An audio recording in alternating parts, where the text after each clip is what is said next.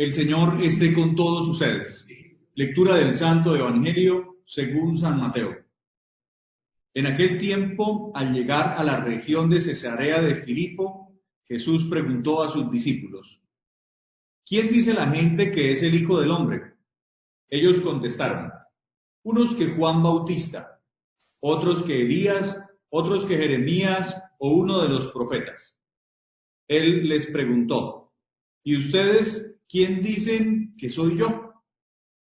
Simón Pedro tomó la palabra y dijo: tú eres el Mesías, el Hijo del Dios vivo.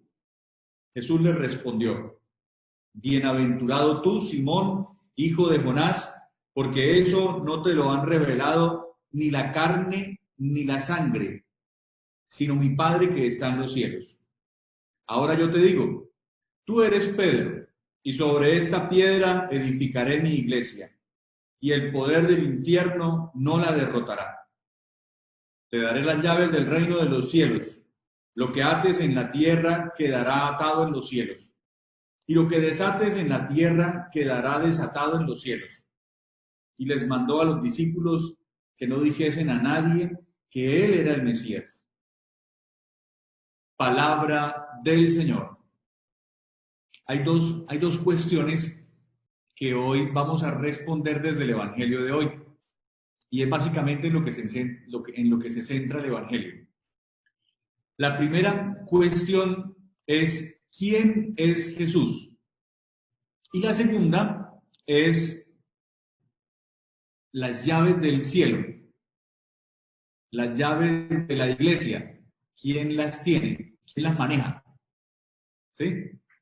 Son dos cosas muy importantes, pero quiero que puedan entender de una manera muy sencilla qué sucedía en ese momento, porque nos va a ayudar a ubicar a nosotros en el contexto de lo que verdaderamente quiere decir el Evangelio, y que la enseñanza no se nos vaya por las ramas ni se nos vuelva algo tan doctrinal como a veces se pretende utilizar este texto. Entonces, lo primero es que los discípulos tenemos que ubicarnos en el contexto que este evangelio fue escrito básicamente como 40 años después de la resurrección, o mejor dicho, de la muerte de Jesús. ¿Sí? Y que mientras los apóstoles andaron con Jesús, era imposible que ellos pudieran determinar que Jesús era el Hijo de Dios. Era algo casi imposible. Ellos podían tener alguna admiración, y es lo que dejan ver en varias partes de los textos. Tenían alguna admiración por Jesús, descubrían en él cosas especiales, pero era muy difícil que fueran a descubrir en un hombre tan sencillo y tan joven como Jesús, que era Dios mismo. Simplemente era un maestro, era un humano. Y los apóstoles, pues aunque tenían una admiración y lo consideraban su maestro, que es lo que dejan ver claramente ellos, solamente hasta después de la muerte de Jesús es que se logra entender verdaderamente el significado y la profundidad y la experiencia que tuvieron para conocer quién era realmente Jesús. Entonces, tengamos pendiente que este evangelio es una reflexión posterior, como todos los evangelios, después de la muerte de Jesús. ¿Sí? Yo no sé si a ustedes les ha pasado, pero es que, por ejemplo, mientras vive alguien, uno lo admira, uno lo quiere, también le nota sus defectos. Me imagino que Jesús tenía algunos defectos que a ellos no les gustaban, pero solamente, mira, apenas se mueren, en la misa de los 9 días, uno empieza a exaltar y a valorar muchas de las cualidades del muerto. Obviamente, para los discípulos, después de ver a Jesús muerto en una cruz, como el peor de los bandidos, yo no creo que tuvieran alguna admiración de la mucha que tenía, de la mucha que tenían durante la vida que vivieron con él. Esa experiencia fue marcando los corazones de los apóstoles y de los discípulos, y ahí fue donde empezaron a descubrir que no solamente lo que les enseñó Jesús, sino que la experiencia que ya no vivían afuera de ellos, sino que empezaban a vivirla muy dentro de ellos. Por eso, la pregunta es doble. Primero Jesús pregunta, ¿quién dice la gente que soy yo? Los que no andan conmigo, ¿qué dicen de mí? Entonces dicen, no, pues un personaje importante, como un profeta. Ok, y ahora ustedes que andan conmigo, ¿quién dicen que soy yo? Y esa pregunta es válida para muchos de nosotros porque si yo no he tenido una experiencia con Jesús, yo puedo responder desde lo que a mí me han adoctrinado y puedo tener respuestas sobre Jesús muy bonitas, pero no respuestas sentidas. Entonces, una cosa es el concepto que yo tengo de Jesús a partir de lo que dicen los demás, a partir de lo que dicen las doctrinas, a partir de lo que yo leo en los libros o en los evangelios. Y otra cosa muy distinta es cuando yo empiezo a sentir la experiencia propiamente de Jesús conmigo, dentro de mí. Y ese es el punto que yo más quiero que hoy nosotros trabajemos. Preguntémonos, ¿quién es Jesús? Y enseguida nos salen conceptos, el Hijo de Dios, el no sé qué, el tal cosa, y saltan conceptos, saltan etiquetas que le tenemos a Jesús, etiquetas que han puesto muchos otros a partir de su experiencia. Pero yo, para mí, desde la experiencia, ¿quién es Jesús en realidad? Y no cojamos esta pregunta como si fuera algo de este momento. Es la pregunta que todos los días debemos hacernos. Y yo me imagino que en las asambleas de las primeras comunidades era la pregunta de siempre. ¿Y ustedes qué han descubierto de ese Jesús resucitado que habita en nosotros, que ya no camina con nosotros persona a persona, humanamente, sino de ese que se quedó grabado en el corazón y que todos los días nosotros tenemos una experiencia con él? ¿Quién es Jesús a partir de mi experiencia personal? ¿Quién es Jesús para ti? Desde lo que tú has podido experimentar con él, no desde lo que has podido leer, no desde lo que te han enseñado, no desde las imágenes que tú ves. ¿Quién es Jesús a partir de tu experiencia? Y entonces desde ahí, todos los días vamos a tener una respuesta prácticamente diferente y complementaria. Y en esto, vuelvo y le repito, esto es fundamental para nosotros. Este trozo del Evangelio es una clara evidencia de lo que esas primeras comunidades cristianas, especialmente de los apóstoles, empezaron a construir desde su experiencia con Jesús. Y parecía como una pregunta diaria. ¿Ya no camina con nosotros? ¿Ya no lo vemos con Él? ¿Ya no lo vemos en persona? Pero esa experiencia que llevamos dentro con Él, desde esa experiencia personal y comunitaria, ¿quién es Jesús? Y entonces, obviamente, la respuesta de la palabra es que Simón toma la palabra del grupo y dice, pues tú eres el Mesías, el Hijo de Dios. Y dice, Jesús le responde, pues bienaventurado tú, Simón, hijo de Jonás, porque eso no te lo ha revelado ni la carne ni la sangre, sino mi Padre que está en los cielos. Es decir, es una experiencia divina que se vive dentro. Entonces, todos los días, pero especialmente en este momento, yo quiero que nosotros nos preguntemos, desde tu experiencia, ¿quién es Jesús para ti? ¿Qué has podido vivir con Él? ¿Qué has podido escuchar de Él? ¿Qué has experimentado con Jesús?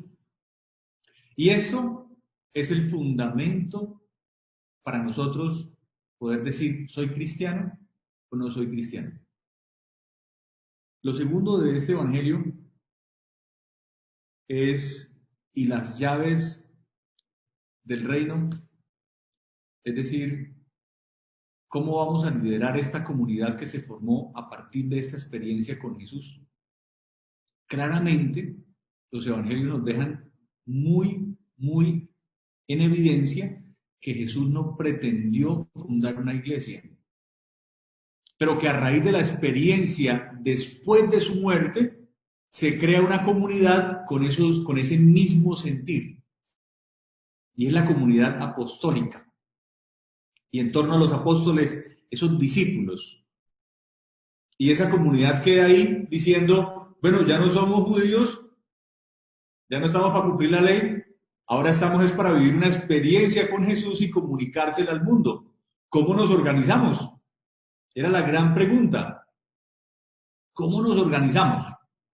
Y Mateo tiene una un especial énfasis sobre esa pregunta. ¿Y cómo nos organizamos? Entonces se nota que Pedro toma un liderazgo.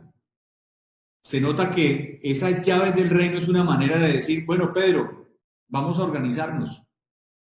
Creo que tenías una buena confianza con Jesús. Se nota que Jesús tal vez le había confiado algo a Pedro. Se nota que Jesús le daba algunas responsabilidades especiales a Pedro. Y la comunidad tiene un sentir y reconoce en Pedro su líder. No como la persona que dice las cosas y los demás lo siguen, que es a la jerarquía que nosotros estamos acostumbrados. Y entonces ponemos la infalibilidad del Papa. Si lo dijo el Papa, es porque así lo tenemos que hacer. Pero el sentido del liderazgo dentro de la iglesia es que si la comunidad lo vive, si la comunidad lo experimenta, el líder lo ejecuta. El líder lo proyecta. El líder lo sigue moviendo y promoviendo y sigue alimentando esa fe de su pueblo. Por eso, no solamente nos quedemos con esto en la iglesia, vamos a nuestros hogares. ¿Aquí se hace lo que los papás digan?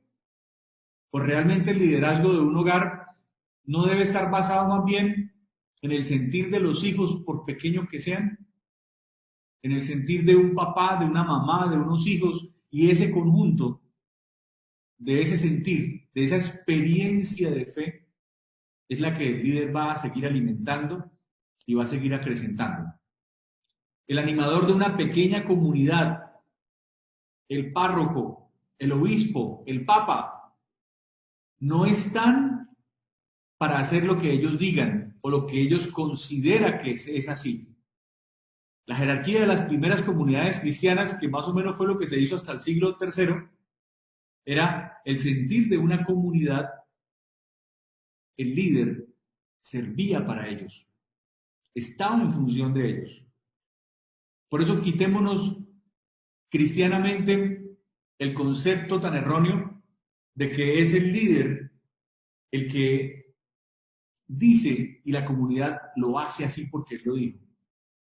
En realidad es el sentir de la comunidad, es el que el líder recoge y así lo empieza a ejecutar y se vuelve él el servidor de esa comunidad. Las llaves del reino están en el servicio, en el que sabe recoger el sentir de la fe de un pueblo, en el que sabe recoger el sentir del sufrimiento y de las necesidades de un pueblo y las pone en las manos de Dios y lo guía hacia Dios. Pues mire hoy en día qué tan lejos estamos de saber llevar las llaves de una comunidad, de una familia. Si no tenemos una experiencia de Jesús, ¿cómo vamos a llevar un verdadero liderazgo? Si ni siquiera nosotros nos damos la oportunidad de poder expresar nuestra experiencia con Jesús, y de todos los días poder quitar los conceptos sobre el Señor y sobre nuestra fe y realmente ir a lo profundo de nuestro corazón y conocer más de nosotros y de esa experiencia con Jesús. Yo sé que esto que estoy diciendo tal vez no lo querramos entender. Soy consciente que esto que estoy diciendo tal vez no es lo que queremos escuchar, pero también sé que soy consciente que el Evangelio nos lleva por caminos que nosotros humanamente no esperamos, pero que son los caminos de Dios. Son la buena noticia que el Señor Jesús nos está invitando a que nosotros vivamos. Y para terminar, les quiero compartir un dicho, como un proverbio, como un dicho budista que hoy lo aplicamos a nosotros. Dicen los budistas, si te encuentras con Buda, mátalo. Pues nosotros aplicándolo al cristianismo, decimos, si te encuentras con Dios, mátalo. Ese Dios con D minúscula. Si tú te encuentras afuera con Dios, si tú pones a Dios en un concepto, si lo tienes encasillado ahí, si dijiste, ¡ah! Ya entendí quién era Dios, mátalo. Porque no podemos estar, primero que todo, encasillando a Dios en un concepto, porque es lo más pobre que podemos hacer.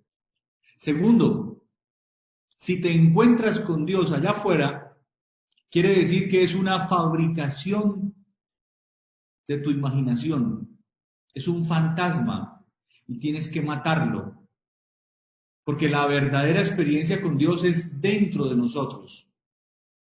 Para encontrarnos con Dios, tenemos que sentirlo primero muy dentro de nosotros. Y cada día esa experiencia es diferente, es más honda.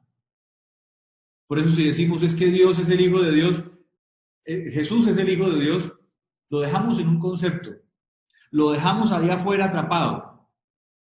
Pero si decimos, hoy Dios me enseñó algo, hoy sentí a Dios de tal manera, hoy pude experimentar a Jesús como mi Salvador, o como un amigo, o como un guía.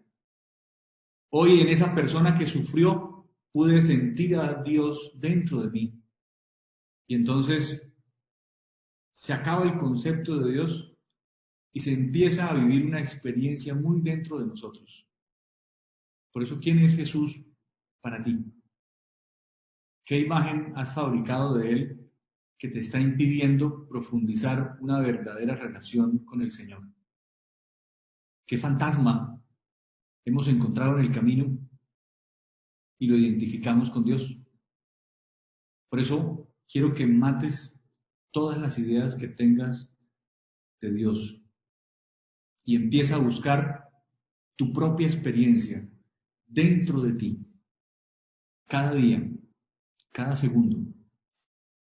Quiero que te des la oportunidad de poder vivir muy profundamente y de la manera más sencilla esa experiencia que Jesús te invita a que vivas con Él hoy.